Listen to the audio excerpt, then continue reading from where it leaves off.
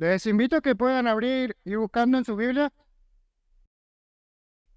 Juan capítulo 6, Juan 6, 35.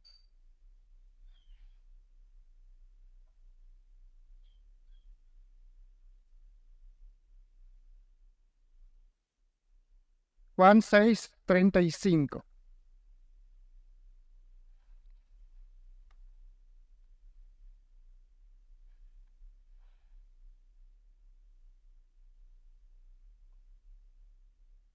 Si lo encontramos, vamos a leer Juan 6, 35. Dice así: Jesús les dijo: yo soy el pan de vida. El que no viene a mí, el que viene a mí, nunca tendrá hambre, y el que en mí cree no tendrá sed jamás. Hasta ahí nada más. Hace 2 domingos comenzamos una nueva serie en el libro de Juan. Íbamos a ver los 7 yo soy. O sea, Juan en el libro registra 7 ocasiones específicas que Jesús dice yo soy. Yo soy el pan de vida, yo soy la resurrección y la vida, yo soy el camino, la verdad y la vida, etc. Y hoy vamos a comenzar con el primer yo soy. La vez pasada tuvimos una introducción. Hubo un sermón de introducción. Al que no lo vio, estaría bueno que lo vea, hasta en YouTube. Y así más o menos tiene una idea. Y de paso se suscribe, le pone like. Siempre quise decir eso.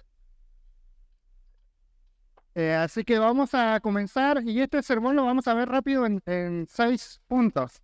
A los 6 puntos los puse a todos que comienzan con la letra P. Cada punto va a empezar con la letra P.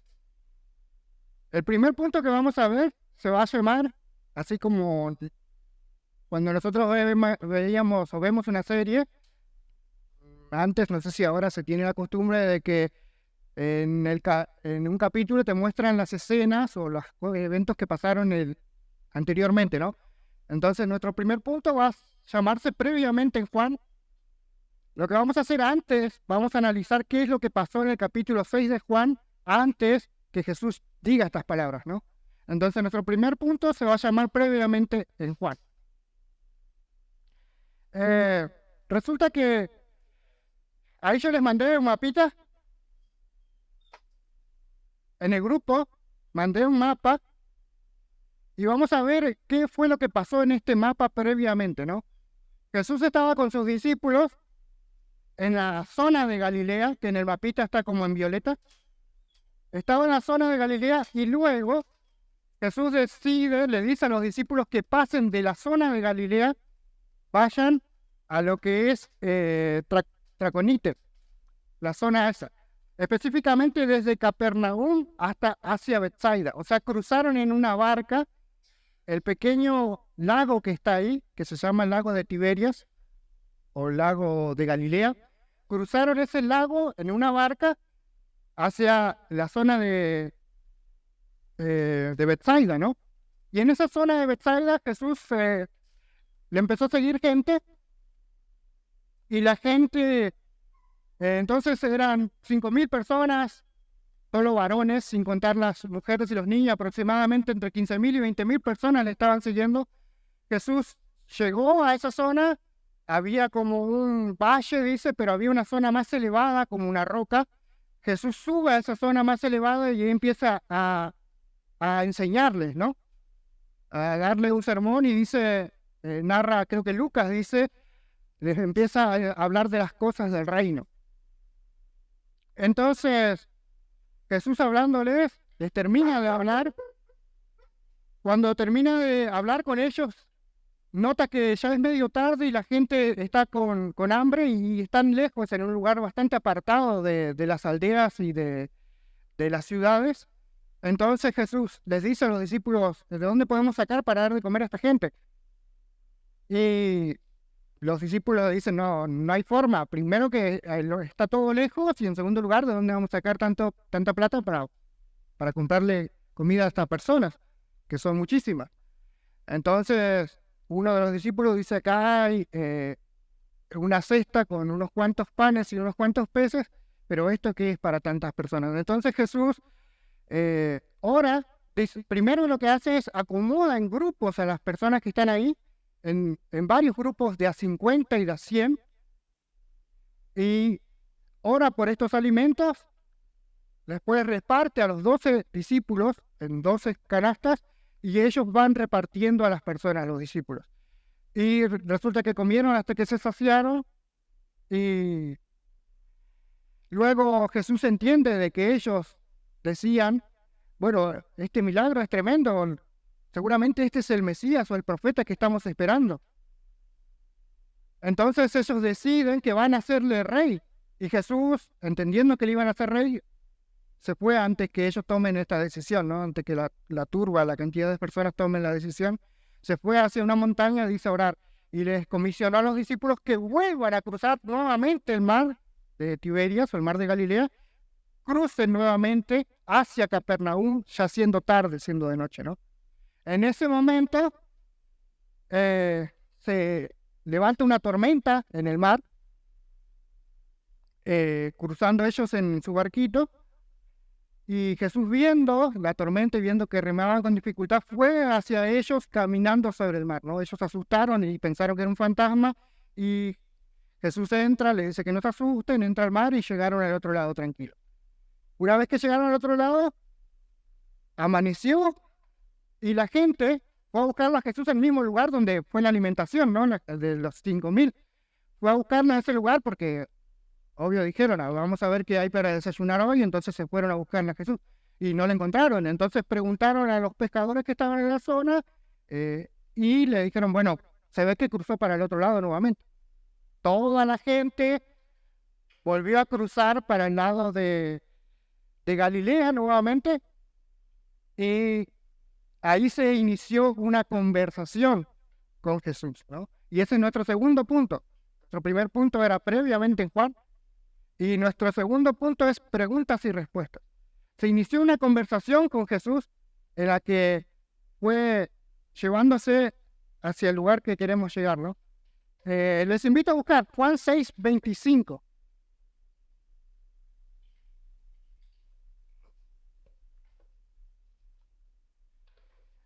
El versículo 25 dice, y hallándole al otro lado del mar, es decir, del lado de Galilea nuevamente, le dijeron, Rabí, ¿cuándo llegaste hasta acá?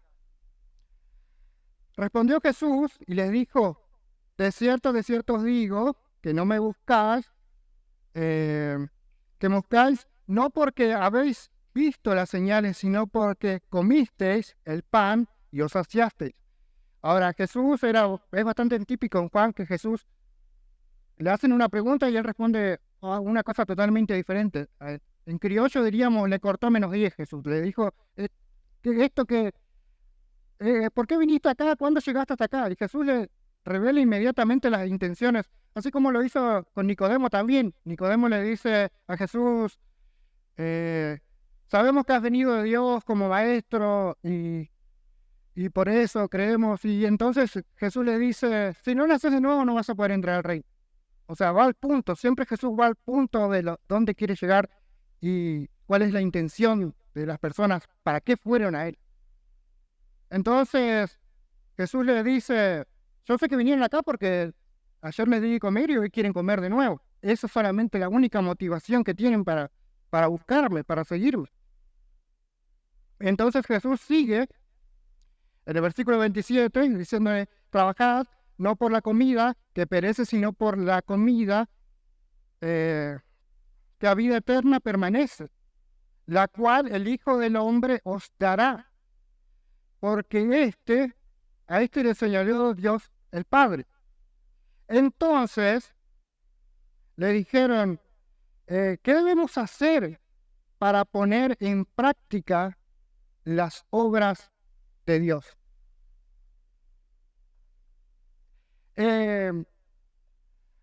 Por lo general hay algo interesante. Lo que quisiera ver es, hoy hablábamos sobre las diferencias quizás culturales que hay y cómo uno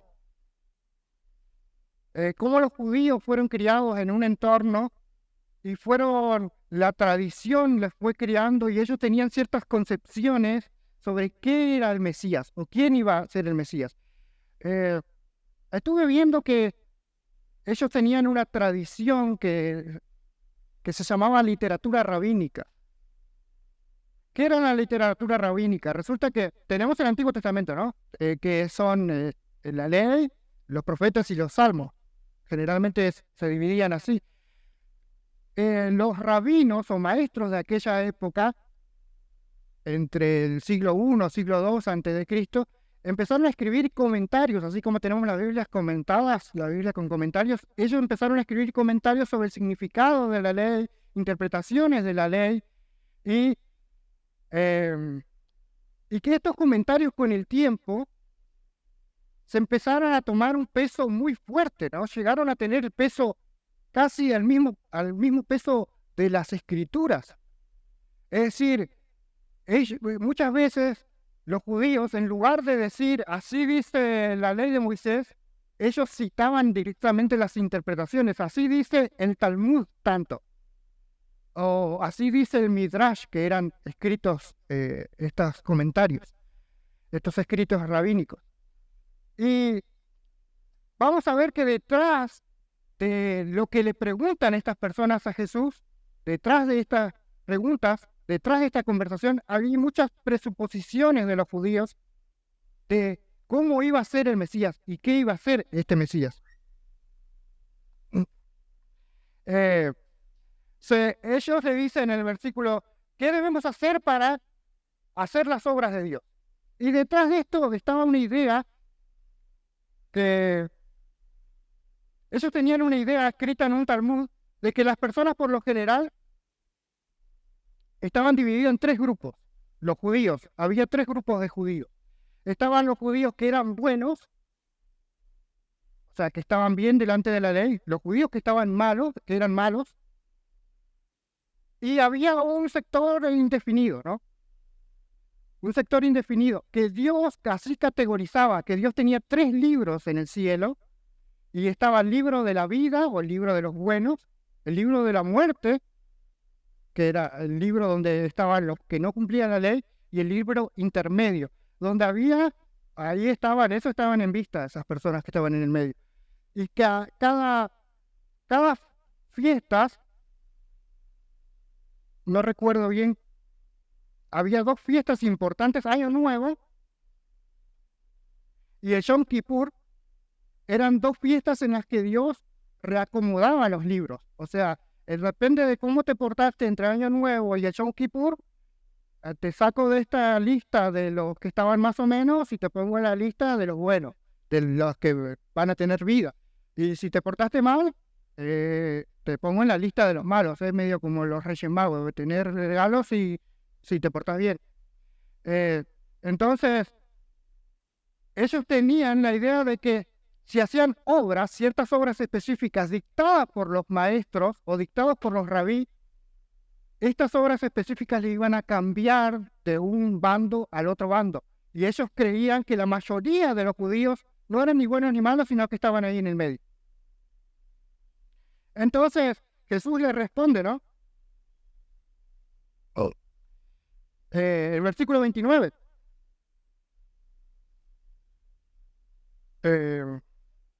Les dice, esta es la obra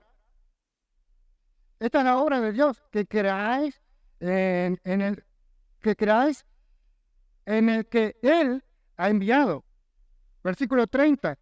Le dijeron entonces, ¿qué señal haces tú para que veamos y te creamos? ¿Qué obra haces? Bueno, estos parecía que tenían amnesia o algo así, porque Jesús un día antes, unas horas antes, le había dado de comer de forma milagrosa, pero no era solo el problema eso, sino que otra vez ellos tenían una idea, y había una idea muy extendida, que el Mesías que iba a venir, que el Mesías venidero, iba a repetir el mismo milagro. O sea, Jesús le está diciendo, yo soy el enviado de Dios, yo soy el señalado de Dios. Y ellos le dicen, bueno, Está bien, nosotros queremos creer que vos sos el señalado, que sos el enviado, el ungido de Dios, que sos el Mesías. Pero, ¿qué obras haces? Y luego siguen diciéndole a nuestros padres en el desierto, Dios le dio el maná. Y lo que había detrás de esta idea era que ellos creían, según también lo escribe un midrash, y los voy a citar en este caso. Por ejemplo, el midrash de Rabá, que era un comentario de Éxodo, sobre Éxodo 25, dice, en el futuro vendrá una redención igual a la primera redención. Así como la primera redención fue con el maná, así la futura redención será con el maná. En el Targum de Jonatán, es un comentario sobre Éxodo 16, dice, entonces el Señor dijo a Moisés, y aquí haré llover para vosotros pan del cielo. En los tiempos del Mesías, el pan que fue escondido para vosotros durante mucho tiempo será liberado, y la comida del cielo será dada a vosotros nuevamente. En el Midrash, Rabá nuevamente en el comentario de Eclesiastés dice, lo que ocurrió una vez ocurrirá de nuevo, y lo que se hizo volverá a ser. Lo que hizo el primer Redentor lo hará el segundo. Como fueron las primeras señales, así serán las postreras. Como fue el primer maná, así habrá un segundo maná. Y por último, en el libro de Baruch, en un comentario, el capítulo 29, versículo 8, dice, el tiempo vendrá cuando el tesoro del maná descenderá de nuevo de lo alto y se comerá en esos días. Entonces, en la mente de los judíos sabían que el Mesías iba a venir e iba a replicar el milagro del maná nuevamente. Y les dijeron a Jesús, bueno, si sos el elegido, si sos el enviado, el señalado no nos va a dar pececitos y panes de cebada, nos va a dar maná, algo mucho mejor. Entonces, queremos ver el maná y que nosotros creemos. Entonces ahí continúa Jesús, el versículo 32. Dice, Jesús les dijo, de cierto os digo, no os dio Moisés el pan del cielo, mas mi Padre os da el verdadero pan del cielo. Porque el pan que dio de Dios es aquel que descendió del cielo y da vida al mundo. Versículo 34. Le dijeron, Señor, danos siempre este pan. Era bastante común. Hay quizás varias razones por las que no se le entendía a Jesús cuando hablaba en forma metafórica, en forma figurada. Si recuerdan, le pasó esto en el capítulo 3 a Nicodemo también, cuando Jesús le dice, Nicodemo, tenés que nacer de nuevo. Y Nicodemo quedó, ¿cómo? ¿Tengo que hacerme un bebé y entrar en la panza de mi mamá de nuevo? Y lo entendió literal, ¿no? De nuevo, cuando en el capítulo 4, cuando Jesús habla con la mujer samaritana, le dice a la mujer samaritana, yo tengo un agua que salta para vida eterna y no vas a tener que volver a este pozo. O sea, y ella dijo, ¿qué? No puede ser, yo quiero de esa agua. Imagínate que no tenga que venir en el medio del calor todos los días a la tarde a buscar agua. Entonces, era bastante común que no lo entiendan a Jesús, que sus declaraciones eran metafóricas, ¿no? Entonces Jesús tiene que aclarar y decir directamente, yo soy ese pan de vida. No estoy hablando del maná, porque ellos pensaron que estaba hablando del maná. Estaba diciendo, bueno, está bien, o sea, estamos en la misma línea. Vos decís que hay pan del cielo que va a descender y nosotros queremos ese pan del cielo. No, Jesús le dice, yo soy el pan del cielo. No estoy hablando de un maná que voy a hacer descender. Y ese es nuestro tercer punto. Ya vimos el primer punto, que es previamente en Juan, el segundo, preguntas y respuestas. Y nuestro tercer punto es pan de vida. Y acá viene la pregunta. Jesús directamente les dice, yo soy el pan de vida. Y obviamente está utilizando una metáfora, ¿no? Creo que todos sabemos que es una metáfora. Es hacer una comparación entre una cosa y la otra, ¿no? Es como decir, por ejemplo, el otro día escuché una frase que decía, la vida es como un teatro, hay que salir todos los días al escenario. Se está comparando una cosa con otra de una forma figurada, ¿no? Eso es una metáfora. Entonces, nuestro tercer punto es pan de vida. Jesús directamente le dice, yo soy el pan de vida. Y la pregunta es, ¿qué significa esta frase de Jesús? Esta metáfora de Jesús. ¿Qué significa cuando Él dice, yo soy el pan de vida? Por lo general, hay dos interpretaciones. Dos interpretaciones más grandes, ¿no? Sobre la significación de esta frase. La primera es que la de la Iglesia Católica, ¿no? La Iglesia Católica cree que cuando Jesús habla sobre el pan de vida, que Él es el pan de vida, está hablando de la Eucaristía y de la transubstanciación. ¿Qué son estas dos cosas? La Eucaristía vendría a ser como la cena del Señor, ¿no? Eso se llama Eucaristía. Y la transubstanciación es la doctrina católica o la creencia católica que cuando el cura, no sé si vieron alguna misa, el cura levanta no sé si recuerdo si primero levanta la copa o primero levanta el pancito, la hostia, y los bendice. Y al momento, según la doctrina de la transubstanciación, al momento que los bendice, eso ya no deja de ser pan y deja de ser vino. Se transforma literalmente en cuerpo de Cristo y sangre de Cristo. Y ellos creen que Jesús está hablando en esta porción en particular sobre la doctrina de la transubstanciación.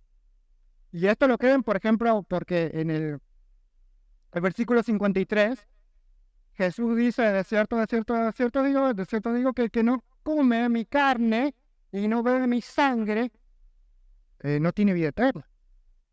Ellos creen que está hablando de comer su carne y de beber su sangre, y que esto es la transubstanciación. Esta es la interpretación católica.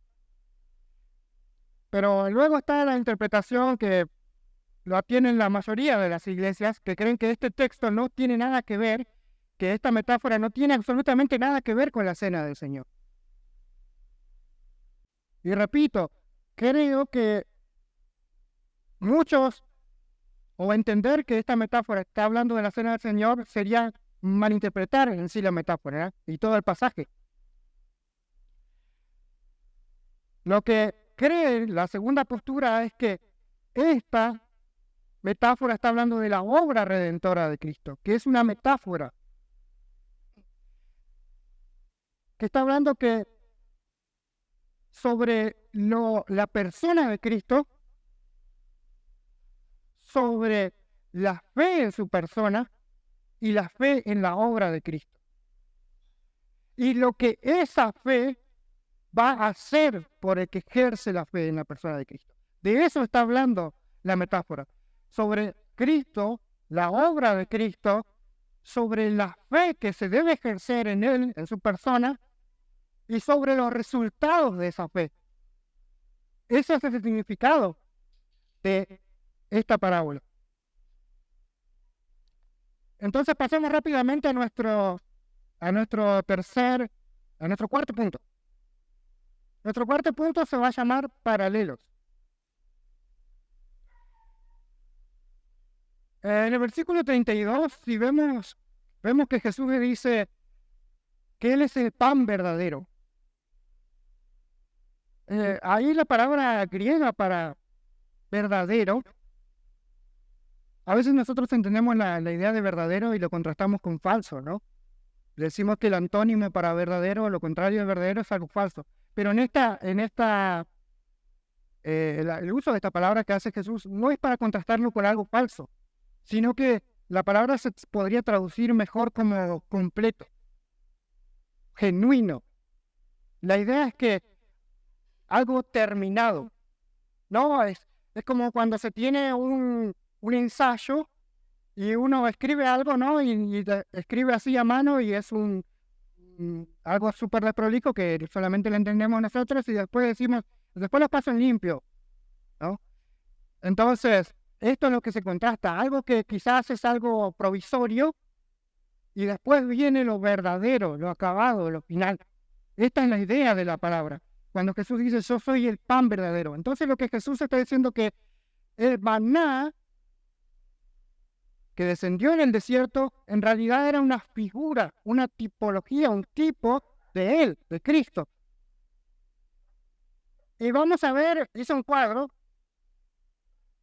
para ver en qué sentido no solo el maná, y esto es importante, hermano, no solo el maná era un tipo de Cristo, sino que todo lo que pasó en el Antiguo Testamento, en el capítulo 6, todo lo que pasó en el capítulo 6, todos los eventos que narré al principio, eran en realidad una tipología de el Éxodo. Se puede hacer una comparación con el Éxodo. Por ejemplo, en el versículo 1, Jesús cruza el mar de Galilea y hay dos cruces del mar de Galilea, ¿no? Se cruza el mar de Galilea para un lado y para el otro. Hay dos cruces y en esos cruces hay eventos milagrosos. Lo mismo pasó en el desierto, lo mismo pasó con Israel en el desierto, en el Éxodo. Cruzaron de forma milagrosa el Mar Rojo y cruzaron nuevamente aguas, el río Jordán, de forma milagrosa. En el versículo 2 dice que la gente seguía a Jesús después de ver los milagros que él había hecho anteriormente del otro lado. Entonces, lo mismo había pasado en el Éxodo. Dios había hecho milagros y proezas y señales en Egipto, si recuerdan, ¿no?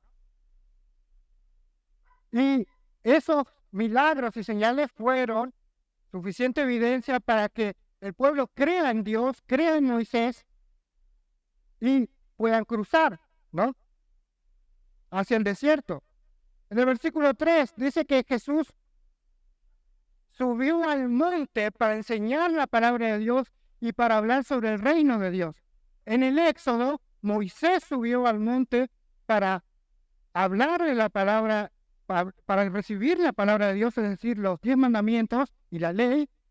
Y Dios mismo desde el monte les habló desde el monte a Israel, si recuerdan eso. Entonces aquí también hay un paralelo. Dice también en la narración de Juan que el lugar era aislado y lejos de las ciudades y de las aldeas. Por eso no tenían en dónde conseguir comidas. También Israel estaba en un desierto aislado donde no podían conseguir comida y por eso Dios les tuvo que proveer de forma milagrosa. Y esto es interesante también. Moisés, por consejo de Jetro, dice que separe al pueblo de Israel, organiza al pueblo de Israel en grupos de 50 y de 100 personas para estar mucho mejor organizados, ¿no? Y para que se haga juicio y así se separaron por familias, por grupos de 100 y de 50 personas. Bueno, Jesús también manda diciéndoles que separe antes de dar el maná, antes de dar la multiplicación de los panes y los peces, que separe el grupo de 50 y de 100 personas. Pero en realidad se cree que había un grupo, una separación más grande de 12 grupos. Había grupos pequeños de 50 y de 100, pero había 12 grupos grandes.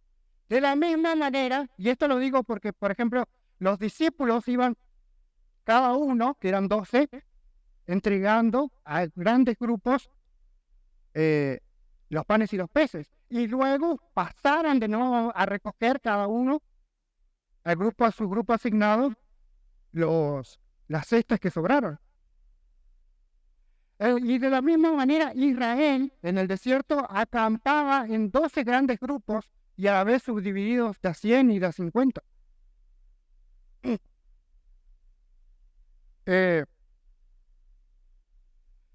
En Juan, Jesús provee de forma milagrosa dos tipos de alimentos, si ustedes ven. Son panes y peces, ¿no? Si se quiere decir, pan es un alimento más de carbohidratos, ¿no? Y peces es más carne. Mientras que por el otro lado, también en el desierto había dos tipos de alimentos. Codornices, si se quiere que es carne blanca también, y el maná, que aparentemente era también de tipo de carbohidratos, ¿no? Dice en ambos lugares que la gente, tanto con el maná y con las codornices en Éxodo como en Juan, comieron hasta saciarse. En los dos lugares dice que había asombro y reconocimiento, pero esto es interesante, que el asombro y el reconocimiento tanto en Éxodo como en Juan fueron pasajeros. La gente se asombró en un momento y dijeron, ¿pero qué es esto? Cuando vieron el maná, sorprendidos, ¿no? De hecho, la palabra maná significa eso. ¿Qué es esto? De la sorpresa, ¿no? Que decir, ¿pero qué es esto? Este tipo de comida nunca la vimos. También hubo asombro y reconocimiento con el milagro de Jesús, ¿no? Y quisieron hacerle rey, pero no duró mucho. Al día siguiente lo rechazaron, ¿no? Y por último,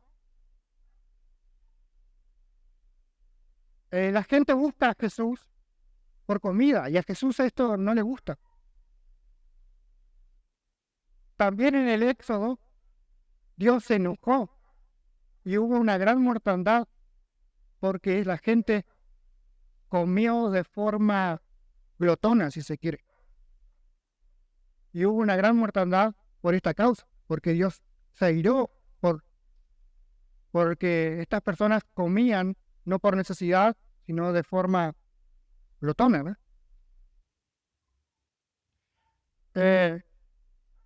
Voy a seguir con la lista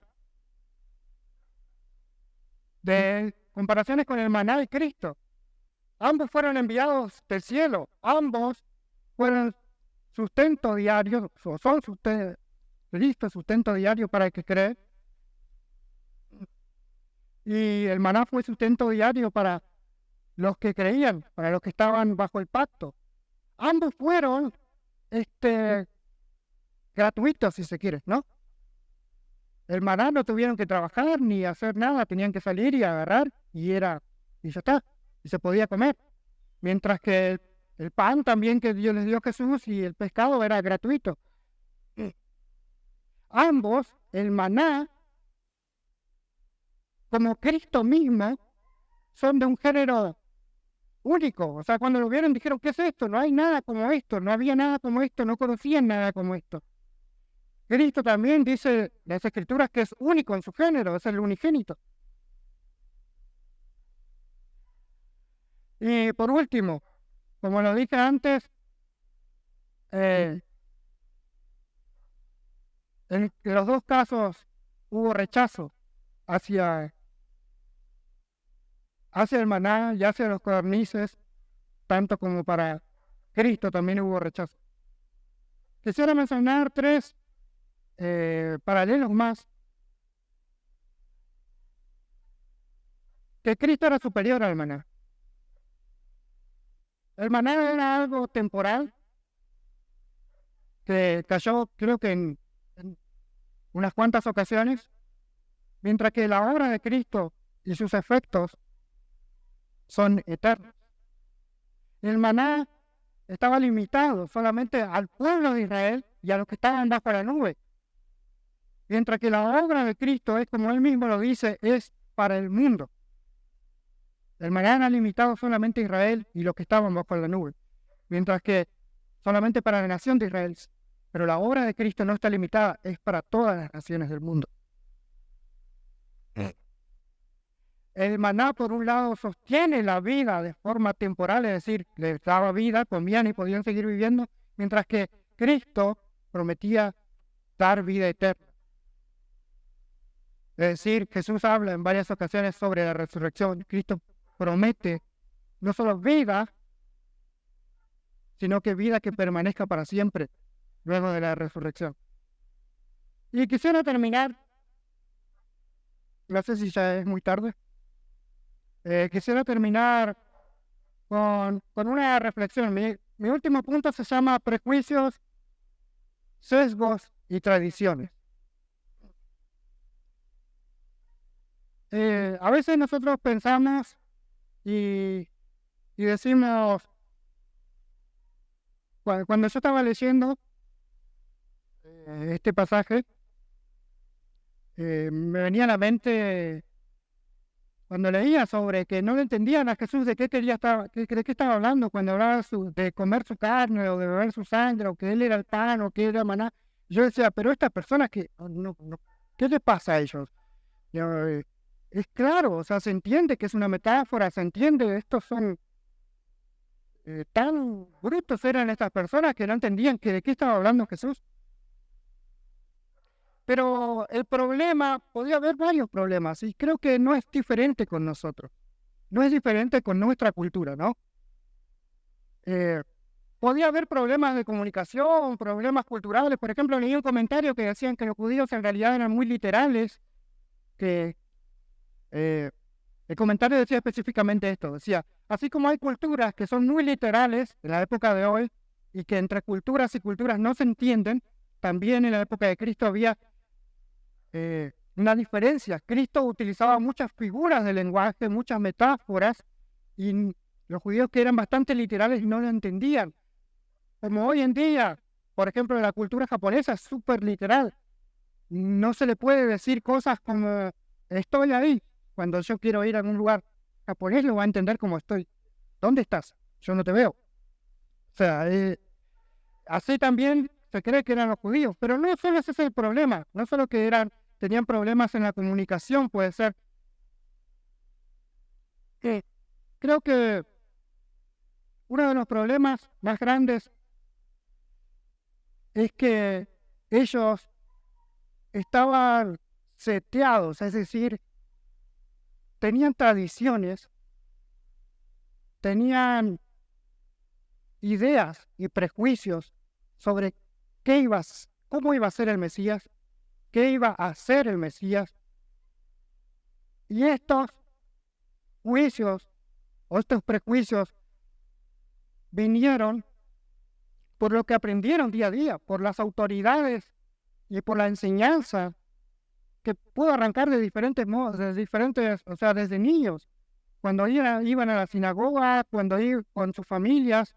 Y creo que este es un problema que nos llega muy de cerca a nosotros los evangélicos. En especial quizás quiero hacer una aplicación más cercana, más personal, ¿no? Recuerdo la primera vez que tuve que lidiar con un conflicto teológico, una de las pocas veces una de las tantas veces que me pasó esto, es cuando leí sobre el calvinismo, ¿no?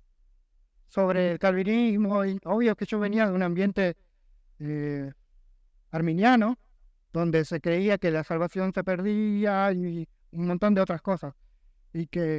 Pero cuando leí sobre el tema del calvinismo, quedé como,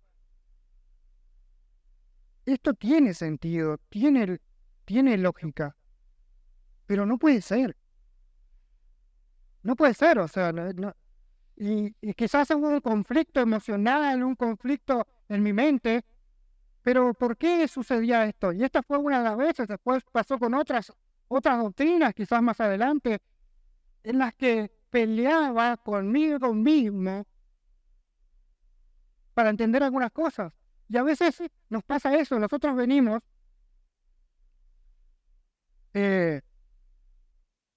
informados o formados desde niños. Nuestra primera fuente de información y de formación es la familia. Aprendemos cosas de nuestros padres y ellos son nuestra autoridad ética, nuestra autoridad moral y nuestra fuente de verdad, si se quiere, ¿no? ¿Y qué pasa a veces con un adolescente? Cuando un adolescente crece y dice, epa, parece que papá no tenía la razón en todo. Hay cosas que no sabe. Hay cosas que no son como me dijo que eran. Y obvio ahí les agarra la rebeldía y pasan de que papá es un genio a papá no sabe nada, ¿no? Eh, no solo eso, estamos formados, primero nuestra primera fuente de formación y de que nos dictamina qué es lo correcto, o sea, fuente también de ética y de verdad, es la familia, pero después puede ser la cultura y aprendemos en la escuela, la mayoría fuimos a la escuela, aprendimos en la escuela y ahí nos enseñan cosas que son verdad y ahí entramos en conflicto también de decir, pará, si nosotros en la casa nos enseñaron que Dios nos creó y que nos formó con barro pero resulta que acá dice que venimos de los monos y entramos en ciertos conflictos. Y a lo largo de toda nuestra vida hay diferentes fuentes que nos van dando información y formación sobre lo que se cree que es verdad, ¿no? Puede ser la familia, la cultura, el Estado también dictaminándonos por medio de leyes qué es lo correcto y qué es lo incorrecto. Y a veces las personas piensan en ese modo, de decir, inclusive escuché un debate entre cristianos mismos de decir, no es correcto en ninguna posición o sobre ninguna circunstancia que se pase un semáforo en rojo, porque eso sería ilegal. Entonces, nos forman el Estado también sobre qué es correcto y qué es incorrecto. Pero quiero terminar con esto. Había una frase que me quedó muy marcada, que decía, no sé si alguno lo conoce, el pastor Adrian Rogers, que pasaba sus enseñanzas en la radio BBN. Adrian Rogers decía, ¿qué es más peligroso? ¿Un reloj que está 2 horas, o sea, que te dan la hora mal, que está mal la hora, pero evidentemente 2 horas atrasado, o un reloj que está 5 minutos atrasado? ¿Qué es más peligroso? ¿Qué es peor? Y él decía, ponía el ejemplo, si tengo que ir a mi trabajo y tengo que fichar hasta el horario, yo me levanto y miro el reloj y yo tengo que entrar a las 8 y el reloj me dice que son las 3 de la mañana, o yo digo, no, este reloj está mal, busco la hora en otra fuente, ¿no? Porque me doy cuenta que el error es evidente cuando está muy mal, ¿no? Pero cuando está muy cerca de la verdad, el error ya no parece evidente. Cuando el reloj está mal por 5 minutos, por 3 minutos, voy a llegar tarde a fichar. Es lo más probable, porque no voy a cuestionar la hora que veo ahí. No la voy a cuestionar. Voy a decir, bueno, está bien. Y voy a llegar tarde. Y este es el problema, uno de los mayores problemas que creo que tiene la iglesia hoy en día. Y que tenían los judíos en esa época. Que la iglesia, la doctrina, o la iglesia como fuente de ética, de verdad, está unos minutos atrasada. Casi da la verdad. Y toda nuestra vida que fuimos a la iglesia, al menos hablo personalmente, cuando miro para atrás, digo, siempre estuve 5 minutos mal. Y quizás cuando mire más adelante digo lo mismo. Pero ¿por qué eso fue culpa mía? No, fue culpa quizás porque la iglesia, o gran porcentaje de la iglesia evangélica argentina, no le interesa quizás la verdad. No escudriña la palabra de Dios. Y había una frase que puede sonar difícil, puede sonar un poco hereje, que decía, la mayor fuente de idolatría para el pueblo de Dios a lo largo de la historia fue y es la iglesia. Pero estoy hablando del liderazgo, sobre todo de la iglesia,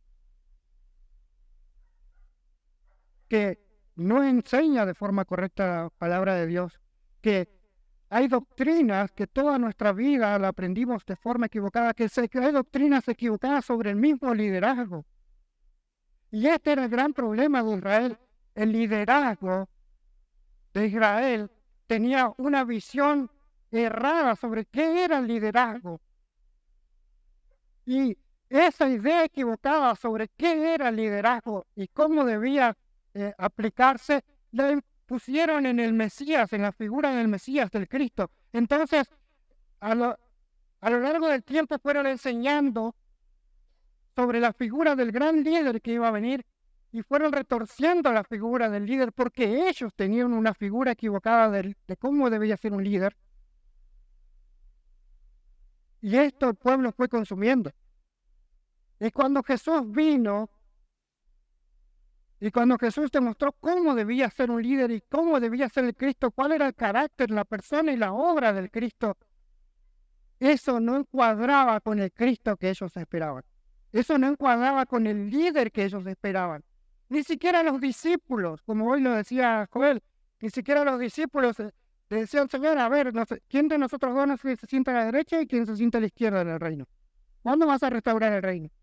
O sea, había una concepción equivocada sobre qué era el liderazgo, qué era el Mesías y qué iba a ser su obra.